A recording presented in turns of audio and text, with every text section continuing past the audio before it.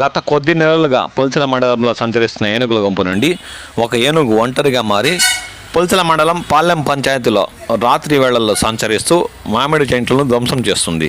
తూర్పు విభాగం అటవీ ప్రాంతం చింతలవంగ నుంచి బయలుదేరిన ఒంటరి ఏనుగు పాళ్లం వద్దకు చేరుకుంది. గ్రామానికి చెందిన మాజీ జడ్పీటీసీ సభ్యులు మురళీధర్, రైతు కృష్ణమూర్తికి చెందిన మామిడి చెట్లు కొమ్మలను ఒంటరి ఏనుగు విరిచేసింది. జూపల్లిలోని రైతు కళావతికి చెందిన మామిడి చెట్లను కూడా ఈ ఏనుగు ధ్వంసం చేసినట్లు వారు పేర్కొన్నారు. అక్కడి నుంచి వచ్చిన దారిలోనే అడవిలోకి తిరుగుముఖం పట్టినట్లు వారన్నారు. బుధవారం పగలంతా చింతలంక సమీపంలో సంచరించినట్లు అటవీ శాఖ సిబ్బంది పేర్కొన్నారు. ఏనుగులు ఇతర అడవి జంతువుల నుంచి అటవీ సరిహద్దు ప్రాంతాల్లోని ప్రజలకు రక్షణగా సోలార్ ఎఫెక్టర్ లైట్లు ఏర్పాటు చేసినట్లు ఎఫ్ఎస్ఓ మహమ్మద్ షఫీ తెలిపారు.